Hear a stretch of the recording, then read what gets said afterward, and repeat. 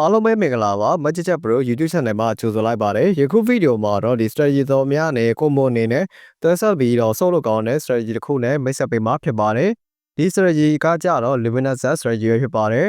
ဒီ strategy ရဲ့ထူးခြားချက်ကကြတော့ဒီ strategy ကိုတောင်းမယ်ဆိုရင် hero တွေကိုချိတ်ဆက်တယ်ပြီးတော့ချိတ်ဆက်လိုက်တဲ့ hero တွေဆိုရင်ဒါပဲအတူတူခံရမှာပဲဖြစ်ပါတယ်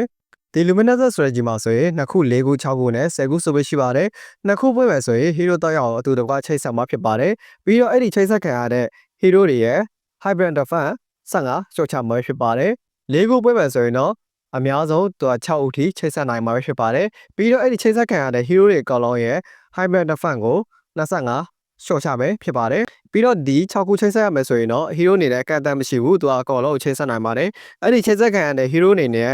ဒါမိတ်လည်းတူခံရမယ်ပြီးတော့ hybrid defense ကိုလည်း50ရှော့ချမှာပဲဖြစ်ပါတယ်ဒီတော့ဒီ strategy ကကြတော့တခုတည်းအနေနဲ့ဆော့လို့ကောင်းတဲ့ strategy တော့မဟုတ်ဘူးတခြား strategy နဲ့ combo အနေနဲ့တွဲဆက်ပြီးတော့ဆော့ရဖြစ်ပါတယ်ဒီမှာဆို10ခုထိချိတ်ဆက်နိုင်လည်းဖြစ်ပါတယ်အဓိကပဲဒီ strategy ကိုကျွန်တော်တို့အနည်းဆုံး2ခု4ခုလောက်ချိတ်ဆက်တာကတော်တော်လေးပို့ပြီးတော့ဆင်ပြပါတယ်ဒီ strategy ကကြတော့ strategy တော်များနဲ့ combo အနေနဲ့တွဲဆက်ပြီးဆော့လို့ရတယ်အဓိကပဲဒီ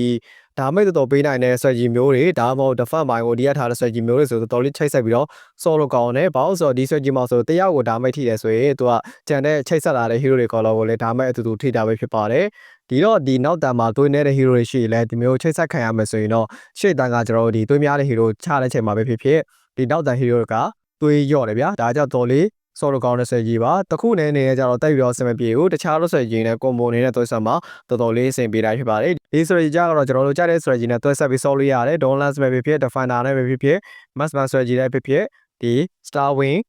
Amalot Mystery Zero ပေါ့နော်ကြားတဲ့ strategy ပေါင်းစုံနဲ့ကျွန်တော်ချိတ်ဆက်ပြီးဆော်လို့ရဖြစ်ပါတယ်တော်တော်လေးကိုမိုက်တဲ့ strategy ပါဒီ strategy ကိုကျွန်တော်တို့ချိတ်ဆက်မယ်ဆိုရင်တော့အနည်းဆုံး2ခု4ခုလောက်ထားပြီးတော့တခြား strategy နဲ့ပေါင်းဆက်ပြီးဆိုတာတော်တော်လေးအဆင်ပြေတဲ့နေရာမှာပါပါတယ်